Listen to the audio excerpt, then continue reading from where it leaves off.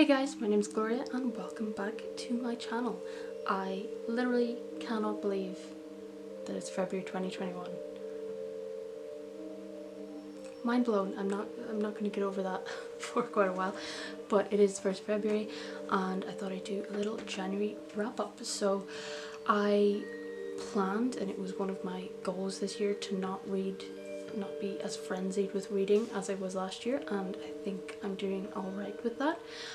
So last year I think I was averaging about 15 to 20 books a month, which is just crazy. And for the month of January for 2021 I read a comfortable 8 books. Most of those were review copies that I was sent before the new year that I was just catching up on. But yeah, let's take a look at those. I will be doing a bit of a closer look on these books, but the first book that I read for 2021 was written by a non-binary author. I like to read something not in the straight white male category, just for the first book of the year, and it was Catch Lily 2. I did a review of that in my previous video.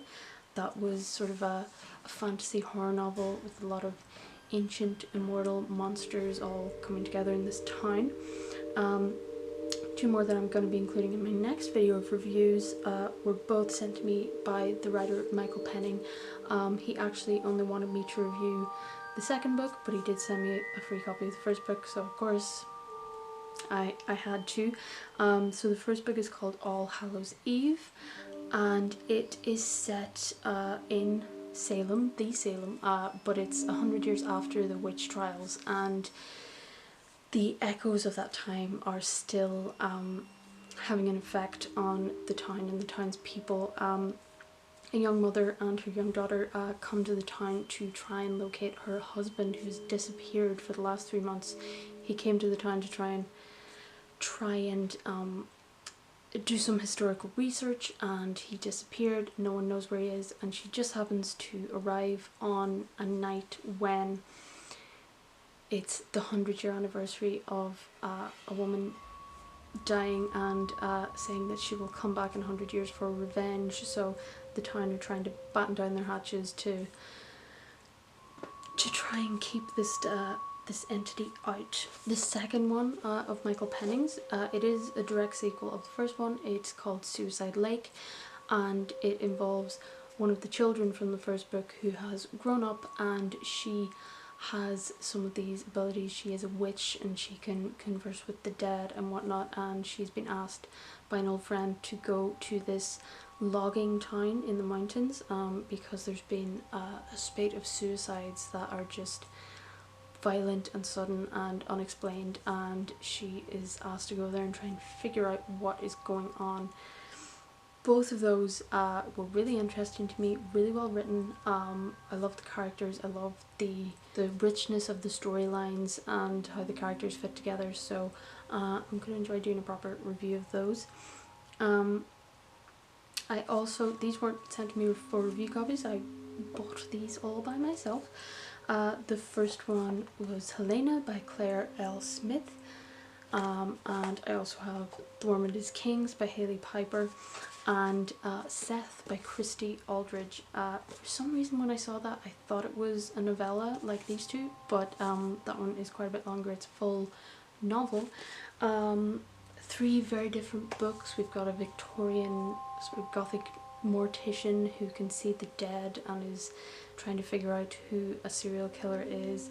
You've got The Worm and His Kings, which is about an underground cult worshipping a sort of Lovecraftian, out of this world, weird, out of this time god, and sort of dragging people into it.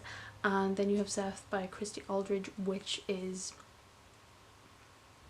about a young boy who comes to a town and markets himself as a prophet, but he only causes upset and disruption in the town, and one boy and his girlfriend are the only people who really see what's really going on, and they have to try and figure out how to stop him.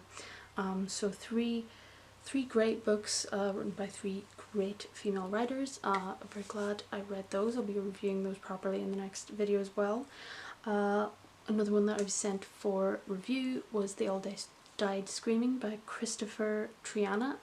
This is a splatterpunk novel about a virus that is spreading through the world, and we see this through the eyes of a self-professed bum and a pervert, an alcoholic who is just drinking his days away in a hovel, and some of the less than favourable characters around him, alongside the story of a young boy who's abducted by a man who runs a pig farm, and instead of slaughtering the pigs, he brings young girls into the farm instead to slaughter them as meat, and these two storylines sort of interconnect.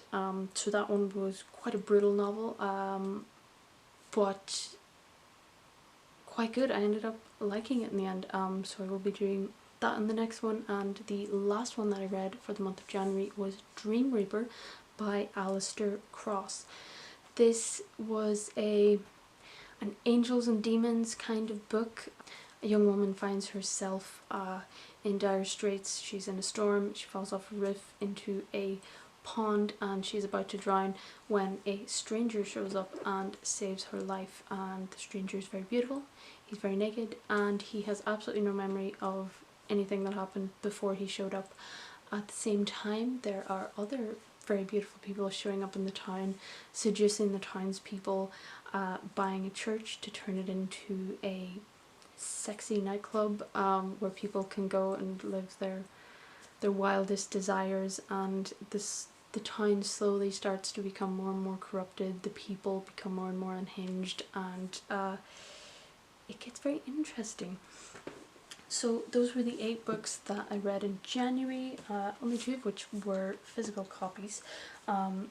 So my plans for February are to read a lot more physical books. So I will this month be doing my second look at The Outsider by Stephen King, just before I give it away, because a lot of people keep telling me they like it and I just really, I didn't, so I want to give it a second chance.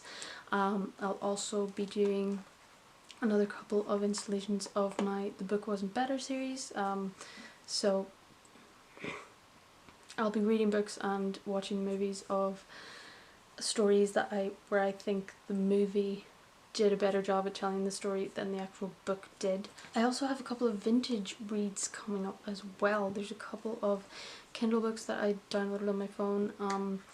One of them is Flowers in the Attic by V.C. Andrews. I did read a sequel to that, or a prequel to that, but I wanted to read the actual initial one that everyone raves about so much. And also I recently watched a movie on Netflix with Jodie Foster. Fantastic. I think it was called The Girl Who Lives at the End of the Lane, and it turns out that that is a book, and it's about a young girl who lives by herself, and people in the town start to realise that she might not be living with her father like she says she is, and she has to try and sort of protect the life that she's created for herself. And the book sounds really interesting, so I'm really looking forward to reading that as soon as possible. And also the Poe and Lovecraft video. I'm going to be reading a whole collection of each of those and just seeing what comes of it, because I feel like I should have read a lot more of either of those up until this point.